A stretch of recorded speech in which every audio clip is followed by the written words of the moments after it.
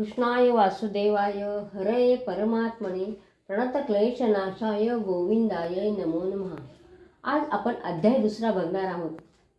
श्री गणेशाय नमः। कृष्ण युधिष्ठिराला म्हणाले, तू मला प्रश्न केलास, पण त्याचे उत्तर देताना मला पुष्कळ गुप्त गोष्टी सांगाव्या लागणार आहेत, पण तुम्ही मला प्रिय आहात म्हणून सांगतो। मलमास किंवा अधिक मास याला सर्व मासांमध्ये कोणत्याही प्रकारचे महत्त्व नव्हते। कोणत्याही शुभ कार्याला तो वर्ज्य असे, कारण सूर्याची गती त्या मासात मोजली जात नसे।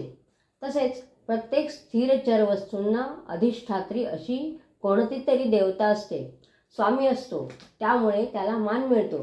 पण रवी संक्रांती ज्या मासात धरली जात नाही, त्या मलमासाची इतर सर्व महिने चेष्टा करू लागले, धिक्कार करू लागले।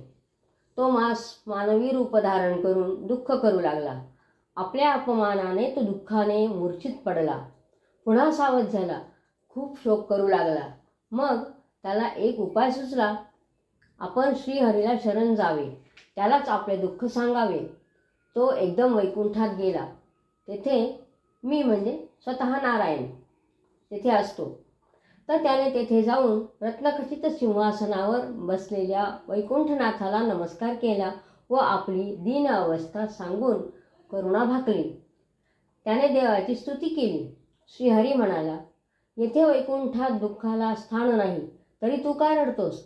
तुझे दुःख काय ते मला सांग। मलमासाने स्वतःचा कसा अपमान होतो हे सांगितले आणि तो दुःखाने मूर्छित पडला। श्रीहरीने गरुडाला सांगून त्याच्याकडून पंखांनी त्याला वारा घातला। मलमास सावध झाला आणि म्हणाला, या उपचाराने काय होणार? माझे दुःख दूर करा। त्याला श्रीहरी म्हणाला, वत्सा उठ, आपण गोलोकात जाऊ। तेथे द्विभुज मुरलीधर श्रीकृष्ण बसतो। तो जनांचे दुःख दूर करण्यात मजपेक्षा श्रेष्ठ आहे, असे म्हणून हरीने त्याचा हात धरून गोलोकास गमन केले। गोलोक कोठे आहे व कसा आहे? विश्वाचे कारण करणारा जो विभू, त्याचे तेज अत्यंत विशाल आहे। त्यात सत्यलोक, वैकुंठ व कैलास असे 3 लोक असून गोलोक त्यांच्याही पलीकडे आहे। त्या गोलोकात एक सुंदर ज्योती आहे। त्या ज्योतीच्या अंतरंगात अत्यंत तेजस्वी असा किशोरवयाचा पितांबरधारी मुरलीधर आहे। त्याचे सौंदर्य, प्रभाव, पराक्रम, स्वरूप, तेज, ज्ञान सर्वच इतर सर्व देवांच्या पेक्षा श्रेष्ठ आहे।